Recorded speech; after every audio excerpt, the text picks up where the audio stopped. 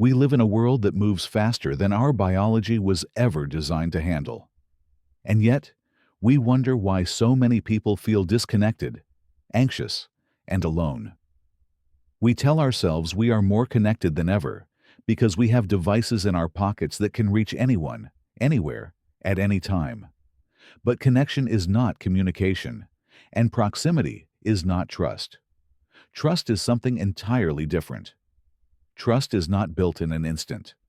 Trust is built over time, through consistency, through shared experience, through the quiet moments when someone shows up, not because they have to, but because they choose to. And somewhere along the way, in our rush for efficiency and metrics and performance, we forgot that trust is not a soft skill. It is the foundation of everything that works. Think about it. When you trust someone, your body changes. Your heart rate slows. Your shoulders relax. You feel safe enough to speak honestly, to admit you don't know, to ask for help. That's not philosophy. That's biology. Oxytocin, serotonin, dopamine, these chemicals exist to reinforce human bonds. They reward cooperation. They make us feel like we belong. And belonging is not a luxury. It is a requirement for survival. For thousands of years, if you were rejected by the tribe, you died. So our nervous systems evolved to crave connection and to fear isolation.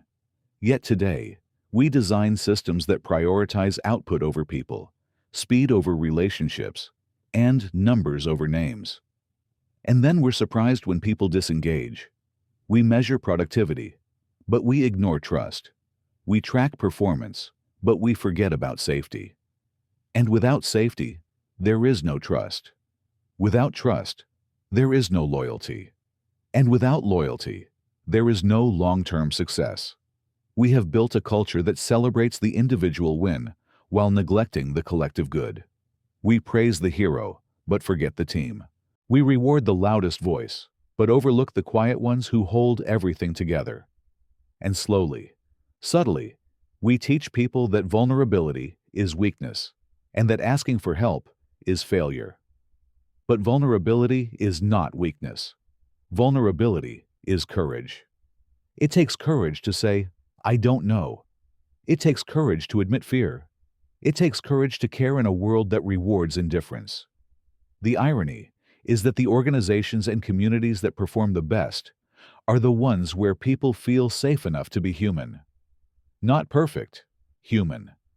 They are the places where mistakes are treated as lessons, not crimes.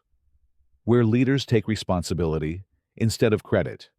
Where people feel seen, not used. And when people feel trusted, they become trustworthy.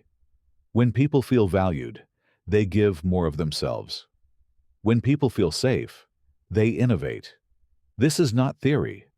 This is how high-performing teams work. The military understands this. The best units in the world are not the most skilled. They are the ones with the strongest bonds. They trust the person next to them with their life. That kind of trust is not built through PowerPoint presentations. It is built through shared hardship, through looking out for each other, through leaders who eat last. Leaders who put the well-being of their people before their own comfort. Leadership is not about being in charge. Leadership is about taking care of those in your charge. And yet we confuse authority with leadership. We think a title makes us a leader. It doesn't. A title gives you power. Leadership gives you responsibility. Responsibility for the emotional climate of the people around you. Responsibility for creating an environment where people feel safe enough to tell the truth. Responsibility for choosing long-term trust over short-term gain. And this is hard. It is much easier to demand results than to build relationships. It is much easier to control than to care. It is much easier to measure numbers than to measure feelings. But the things that matter most are often the things that cannot be easily measured. Trust cannot be quantified. Belonging cannot be graphed. Loyalty cannot be forced. They must be earned, slowly, patiently, intentionally. And here is the uncomfortable truth. Trust is fragile. It takes years to build and moments to destroy. A single act of selfishness can undo months of good intentions. A single lie can poison a culture. A single leader who puts themselves first can create fear that spreads like a virus. And fear is contagious. When people are afraid, they hide. They protect themselves. They stop sharing ideas. They stop taking risks. They stop caring. They show up physically, but not emotionally. And when that happens, the organization may survive, but it will never thrive. The opposite of fear is not courage. The opposite of fear is trust. Courage is a response. Trust is a condition. When trust exists, courage follows naturally. People speak up. People challenge the status quo. People support one another. They do not compete against each other for survival. They compete for each other's success. This is what we have forgotten in a distracted world. We have mistaken motion for progress. We have mistaken information for wisdom. We have mistaken connection for belonging. And we have forgotten that humans are social animals who need each other, not just to work, but to feel alive. Look at your own life. Think about the people you trust the most. They are not the most impressive. They are the most consistent. They are the ones who show up when it's inconvenient. They listen without trying to fix. They tell you the truth even when it's uncomfortable. They do not disappear when things get hard. Those are the people who make you feel safe. And safety is what allows us to grow.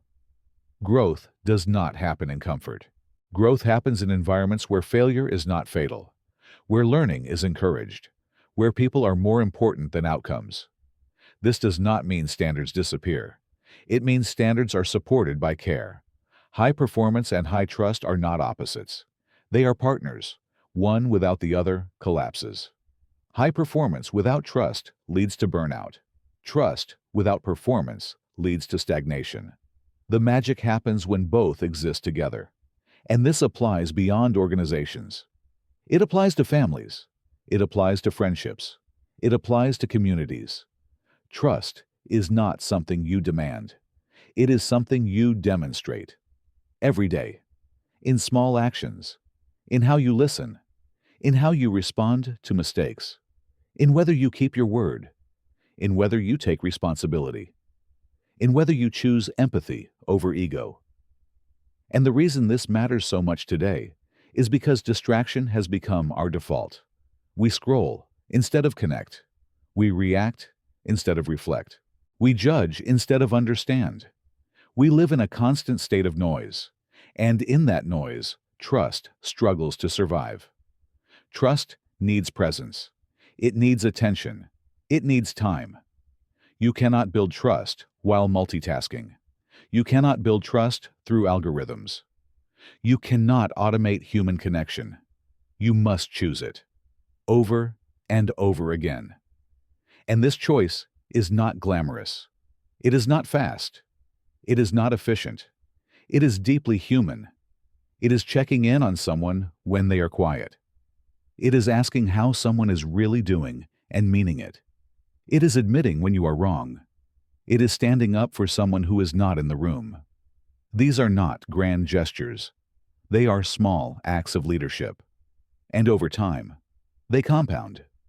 They create cultures where people do not just work together. They belong together. And belonging is what gives work meaning. Not the paycheck, not the promotion. Meaning comes from knowing that what you do matters to someone else. That you are part of something bigger than yourself. That your effort contributes to a shared purpose. And purpose without trust is just words. You can hang mission statements on walls, but if people do not feel safe, they will not believe them. Trust is what turns intention into reality. It is the bridge between what we say and what we do. And in a world that feels increasingly divided, trust is not just a business strategy. It is a social responsibility. When we model trust, we give others permission to do the same. When we choose empathy, we weaken cynicism. When we build environments of safety, we restore hope. Hope is not naive. Hope is a discipline. Hope is the belief that together we can create something better. But hope cannot survive in fear. It needs trust to breathe. So the challenge is not to be faster. The challenge is to be more human. The challenge is not to win at all costs, but to win together. The challenge is to remember that every system we build is made of people with hearts and fears and dreams. And when we honor that, performance follows, loyalty follows, innovation follows. Because people do not give their best to organizations. They give their best to people, to leaders who care, to teams they trust, to causes that matter. And if we can relearn this forgotten skill of trust in a distracted world, if we can slow down enough to see each other, if we can choose courage over comfort and connection over convenience, then we do more than build better teams. We build better lives. We create places where people feel safe enough to be brave. And when people feel safe enough to be brave, extraordinary things happen.